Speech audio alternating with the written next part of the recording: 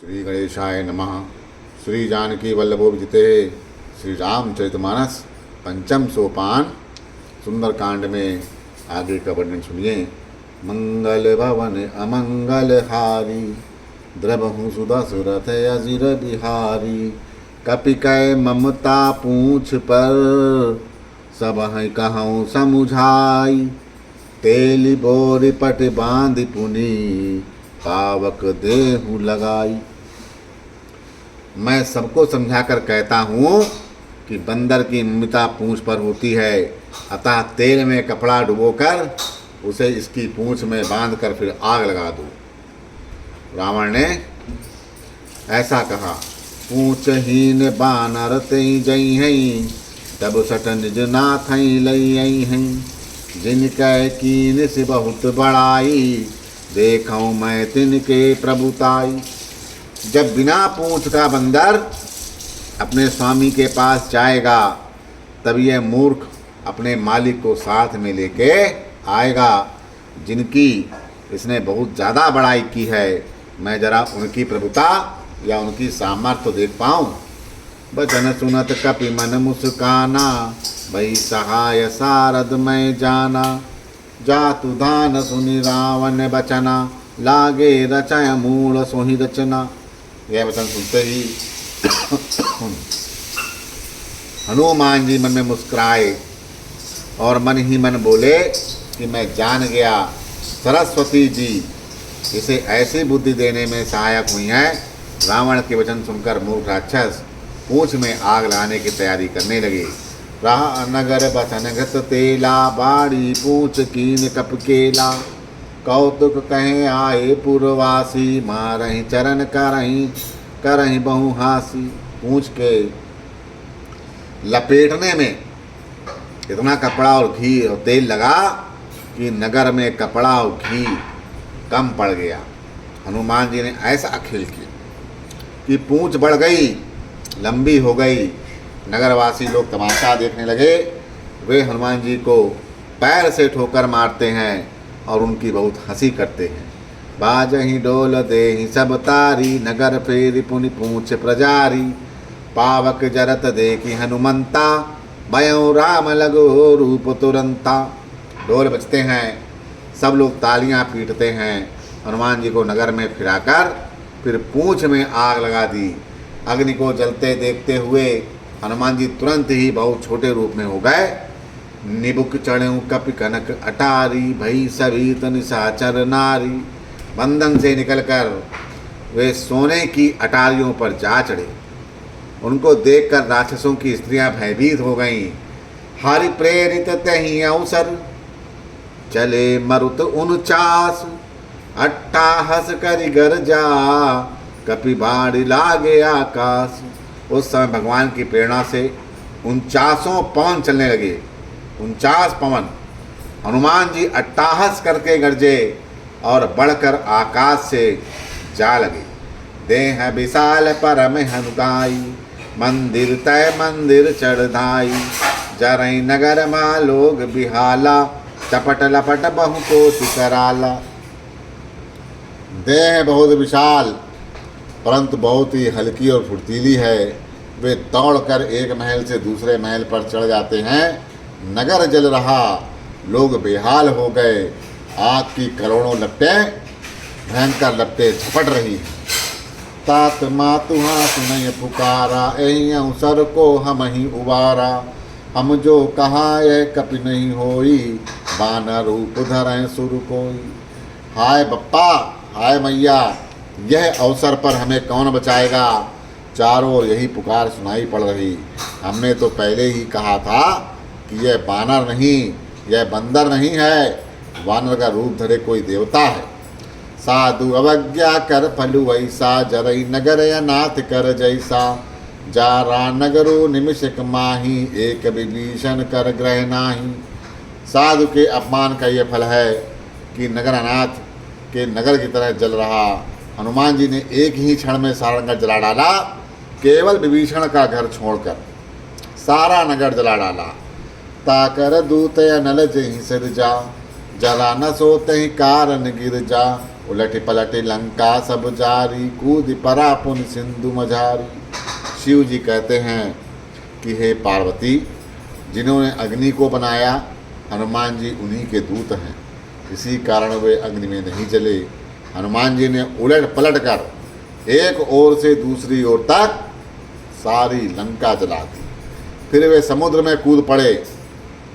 पूंछ बुझाय कोई सम, धरी लघु रूप बहूर।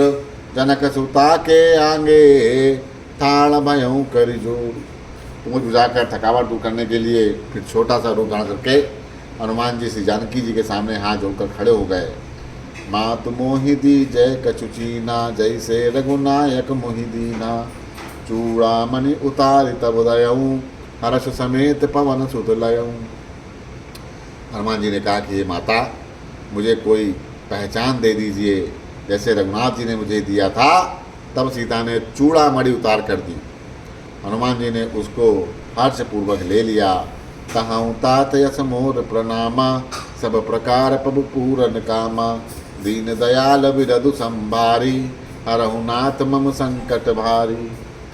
दीन दयालु बिरधु संभारी, हरहु नाथ मम संकट भारी। जानकी जी ने कहा कि हे तात, मेरा प्रणाम और निवेदन करना और इस प्रकार से कहना कि हे प्रभु, यद्यपि आप सब प्रकार से पूर्ण काम हैं, आपको किसी प्रकार की कामना नहीं, तथापि दुखियों पर दया करना आपका विरध है। मैं दीन हूँ, अतः इस विरध को याद करके ही हे नाथ मेरे भारी संकट को दूर करिए।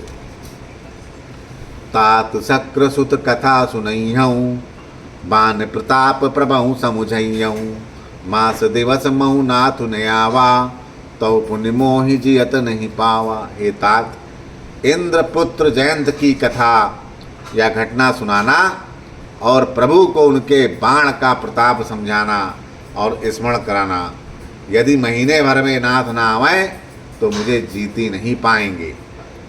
कहूँ कपि कहीं विधि राखूँ प्राणा, तुमहु तात कहत अब जाना। तो ही देख शीतल भई छाती, पुण्य महु कहाँ सो दिन सो राती। हे हनुमान, कहो मैं किस प्रकार से प्राणों को रखूं। हे तात, तुम भी अब जाने को कह रहे हो। तुमको देखकर मेरी छाती ठंडी हो गई थी, फिर मुझे वही दिन और वही रात देखने पड़ेंगे।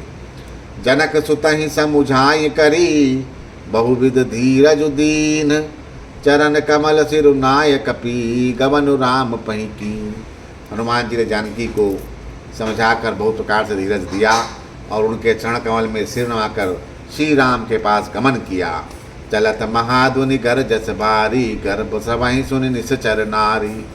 नाग सिंधु में पारही आवा, सबद किलाकल कपि सुनावा।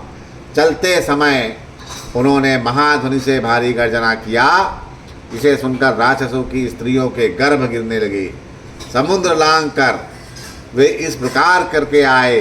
उन्होंने वानरों को किलकिला शब्द हर्ष सुनाया। हर से सब बिलो की हनुमाना, नूतन जन्म कपहि तब जाना। मुख प्रसन्न तन तेज विराजा, कीन श्री रामचंद्र कर काजा। हनुमान जी को देखकर समर्षित हो गए और तब वानरों ने अपना नया जन्म समझा। हनुमान जी का मुख प्रसन्न है, शरीर में तेज विराजमान है, जिससे उन्होंने समझ लिया कि ये श्री रामचंद्र जी का कार्य करके आए हुए हैं। क्योंकि वानरों से सुग्रीव ने कहा था कि अगर तुम नहीं आए तो तुम लोगों को मृत्युदंड दिया जाएगा। अब वानरों ने समझ लिया कि मेरी जान बच गई। मिले सकल अति भय सुखारी, तलफत मीन पाव जिम्बारी।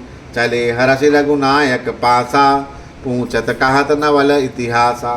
सब हनुमान जी से मिले और बहुत सुखी हुए, जैसे तड़पती हुई मछली को जल मिल गया हो। सब हर्षित होकर नए नए इतिहास या वृत्तांत पूछते हुए कहते हुए श्री रघुनाथ जी के पास चले। तब मधुबन भीतर सब आए, अंगद सम्मत मधुफल खाए। रखवारे जब वर्जन लागे, मुष्टि प्रहार हनत सब भागे। तब सब लोग मधुबन के भीतर आए और अंगद की सम्मति से सबने मधुर फल खाए। तब रखवाले बरजने लगे। तब घूसों की मार मारते ही सब रखवाले भाग छूटे। घूसों की मार मारते ही सब रखवाले भाग छूटे। जाय पुकारे तब सब बनर उजार जुबराज, सुनु सुग्रीव हर्ष कपि करी आए प्रभु काज। उन सब ने जाकर पुकारा कि युवराज अंगद वन उजाड़ रहे हैं। यह सुनकर सुग्रीव हर्षित हुए कि वानर प्रभु का कार्य करके आ गए। वानर प्रभु का कार्य करके आए हुए हैं। जो ना होत सीता सुध पाई, मधुबन के फल सकहीं के खाई। यही विधि मन विचार कर राजा, आई गए कपि सहित समाजा। यदि सीता जी की खबर ना पाई होती तो क्या वे मधुबन के फल खा सकते थे। इस प्रकार राजा सुग्रीव मन में विचार करते हैं और समाज सहित वानर आ गए। आई सबहि नावा पद सीसा, मिलऊँ सबहि अति प्रेम कपीसा। पूछी कुशल कुशल पद देखी, राम कृपा बा काजु विषेकी। सब ने आकर सुग्रीव के चरणों में सिर नवाया। कपिराज सुग्रीव सभी से बड़े प्रेम के साथ मिले। उन्होंने कुशल पूछी तो वानरों ने उत्तर दिया, आपके चरणों के दर्शन से सब कुशल है। श्री राम जी की कृपा से विशेष कार्य हुआ, कार्य में विशेष सफलता प्राप्त हुई है। नाथ काजु की नेव हनुमाना, राखे सकल कपहि के प्राणा। सुनु सुग्रीव बहुर तहि मिलऊँ, कपहि समेत रघुपति पहि चलऊँ। हे रघुनाथ, हनुमान जी ने ही सब कार्य किया, सब वानरों के प्राण बचा लिए। यह सुनकर सुग्रीव ने हनुमान जी से मिले और सब वानरों समेत श्री रघुनाथ जी के पास चले। राम कपहि जब यावत देखा, किए काजु मन हर्ष विशेखा। फटिक शिला बैठे दो भाई, परे सकल कपि चरि नहीं जाई। श्री राम ने जब वानरों के कार्य किए हुए आते देखा तब उनके मन में विशेष हर्ष हुआ। दोनों भाई स्फटिक की शिला पर बैठे थे। जब वानर जाकर उनके चरण पर गिर पड़े, प्रीति सहित सब भेंटे, रघुपति करुणा पुंज। पूछी कुशल नाथ अब, कुशल देख पद कंज। दया की राशि श्री रघुनाथ जी सबसे प्रेम सहित गले लगाकर मिले।